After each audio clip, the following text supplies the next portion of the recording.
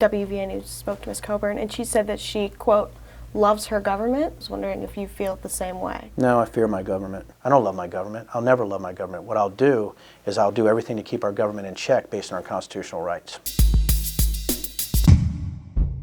The New York Times recently showed that your opponent is leading 46% while you're 45%. How are you going to go about kind of winning over those 10% who are undecided? For me, it's staying on message and keeping to the mission plan. The 5th District is still largely agricultural.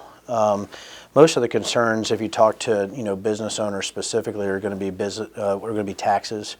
They're going to be regulations, but it's also labor. When you're talking fruit pickers, tobacco, you're talking dairy, we have such a severe labor shortage. They're asking, where are we going to get workers? So you're talking Republican or Democrat, they're saying, listen, we need streamlined immigration. We need more migrant workers, but we also need more technically trained workers. It seems that a lot of companies are worried about health insurance, so now they cannot find workers.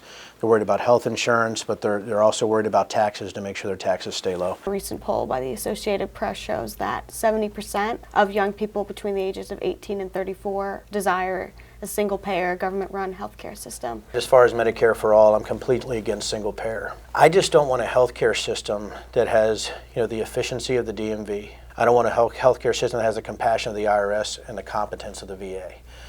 If you look at complete government-run programs, they're usually a mess. I don't think it has to be Trump care or Obamacare. I do think we can have bipartisan care. A recent poll from the Associated Press also showed that 2/3 of young people want free tuition at public colleges. So where do you stand on all of this? For me, free community college, it always goes back to, as far as freedom is concerned, who's going to pay for it. I think we need to look at not free community college, but we need to make it more affordable by not having the government bankroll every single thing that we're doing and have shared responsibilities between the school and the government. Would you support even deeper tax cuts to put money back in the pockets of the 5th District? Yes, if it actually parallels cutting spending. Tax cuts don't cause deficits, spending does.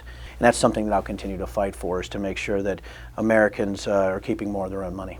So there's been kind of a huge political and philosophical divide in America. How will you go about kind of fixing that divide? I think I can connect on a level of not being in politics, that I can use my life experience to talk to people and say, listen, you don't have to be right or left. Let's just find a solution based on the constitutional left-right boundaries.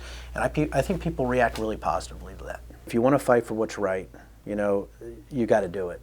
Do it with class, do it with dignity, and do it with an open mind. And I think if you do that, I think you'll find we can come to solutions rather than this polarization that we see today.